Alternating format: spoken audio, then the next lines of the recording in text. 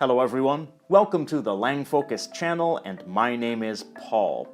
People who are interested in the history of English know that English is a Germanic language that developed from Old English, the language of the Anglo-Saxons who began invading and settling in Britain in the 5th century. It's also widely known that the development of English was heavily impacted by two periods of contact with other groups of people. The influence of Old Norse during the period of Scandinavian settlement, and the influence of French after the Norman conquest. But there was also another period of intense contact. When the Anglo-Saxons began invading Britain in the year 449, they encountered the Celts, who spoke Celtic languages, and unlike today, lived throughout the island of Great Britain. Didn't this major contact also have an impact on English? Well, it's typically thought that it didn't. That's why so few people talk about it. The traditionally held view is that the Anglo-Saxons massacred the Celts, leaving them in only a couple of pockets on the western side of the island. That would be Wales and Cornwall. But genetic research, archaeological evidence, and some historical records indicate that the Anglo-Saxons ruled over the Celts, intermarried with them, enslaved some of them, and ultimately absorbed them into the population, rather than just killing them all or driving them all out. Though of course, lots of that happened too. In a situation like that, it's hard to imagine that English was not influenced by Celtic, especially since Celts must have formed a majority of the population. When large numbers of people adopt the language of their rulers, their native language normally functions as a substrate, meaning that it leaves its mark on the new language they adopt. They learn the new language imperfectly, with interference from their native language. So, are there any features of English that likely come from a Celtic language substrate? If we focus on vocabulary, then no, not really. There are only a handful of Celtic words in English from that period. And honestly, I've never heard anyone use any of those words, except for bin. There are, however, a couple of curious grammatical features in English that seem uncannily similar to features in two Celtic languages, Welsh and Cornish. The first one is do support, the use of what John McWhorter calls the meaningless do. In English, the word do is inserted into many yes or no questions and negative statements, like, do you drink coffee? Have you ever thought about why do appears in that sentence? In many languages of the world, you form yes or no questions by simply saying a statement with raised intonation. Something like, you drink coffee in English. Of course, in English, you drink coffee is something people say, but for a specific purpose, to check that they've understood correctly when they hear something surprising. But in other languages, that's the regular way to ask a question, with no such special purpose. For example, in Italian, bevi il caffè? This is the same as the statement, bevi il caffè, but with raised intonation. In some languages, there's a question marker that goes before or after the sentence. For example, in Standard Arabic, you might add hal before the sentence. Hal tashrubu al-qahwa? Or you can say it without the question marker, so it's the same as a statement, but with rising intonation. Tashrubu al-qahwa? And there are other question-forming constructions like est-ce que in French, literally, is it that? Est-ce que tu bois du café? Or more formally, you might use inversion instead. Bois-tu du café? But none of them use the equivalent of the verb do, except for two languages, Welsh and Cornish. Welsh doesn't use the meaningless do in the present tense, but it does in the past tense. For example, Nes ti yfed coffi bore 'ma? Word for word it's, did you drink coffee the morning this? Notice that this word, nest, is the past tense of the verb meaning do. It's also used in negatives in English. For example, I don't drink coffee. In many other languages, a simple negation word would be added, something like I not drink coffee.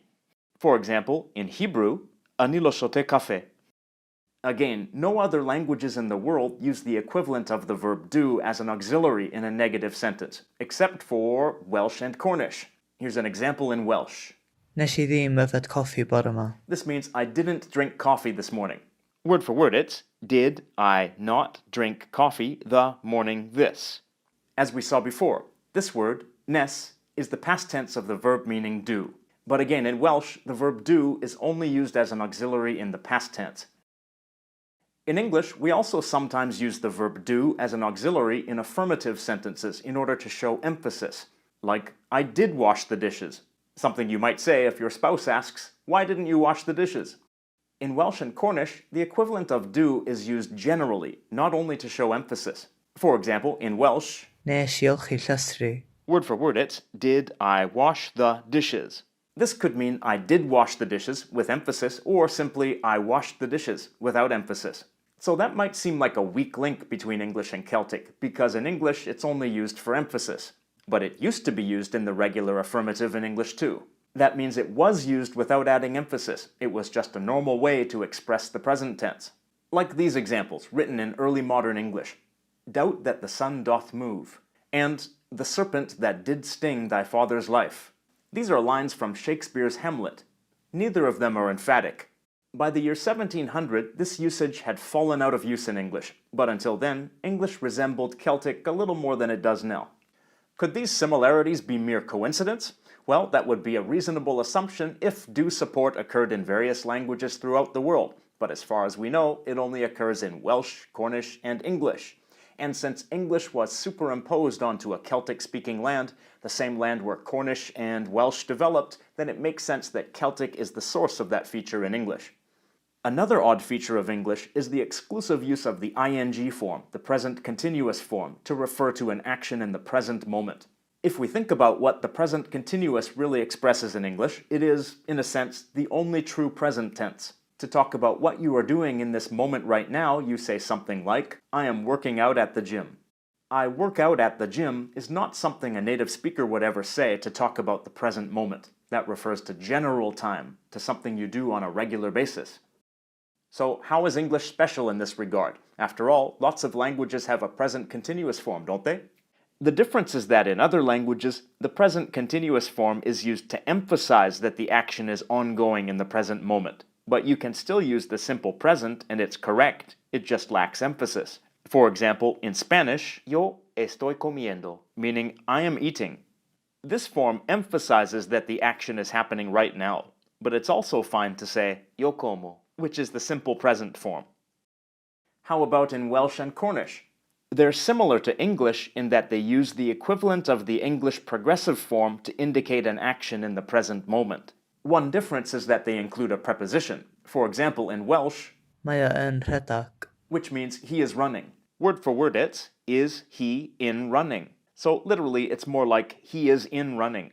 In English, there used to be a preposition like this too, like I am on running, which gradually morphed into I am a running.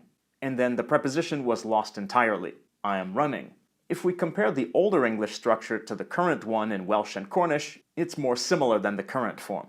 In Old English, we could say this, Ich eom on huntunge. That's like saying I am on hunting, rather than I am hunting in modern English.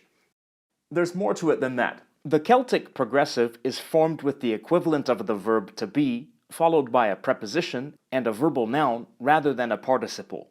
In English, there were originally two ways to form the progressive. A participle ending with ende, for example, ich eom huntiende, like I am hunting, and a verbal noun structure, ich eom on huntunge.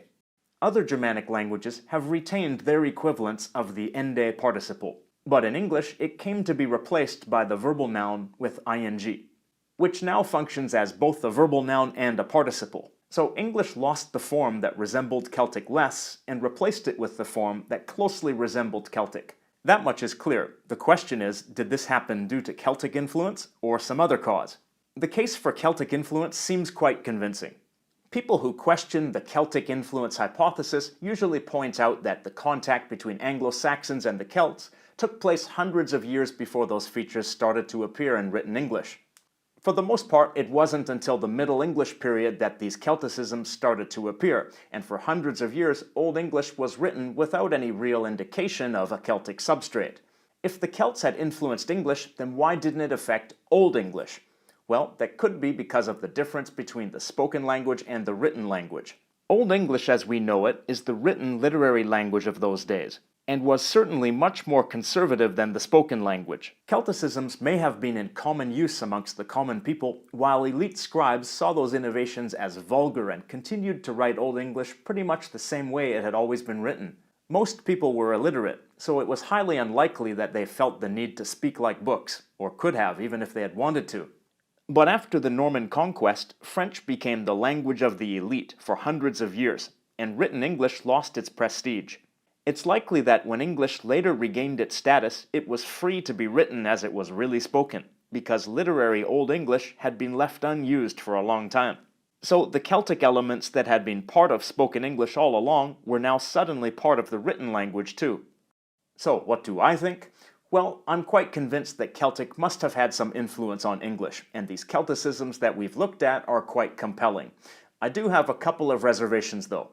First, while Welsh uses do support in the past tense, it does not use it in the present tense, which makes its link to English seem weaker.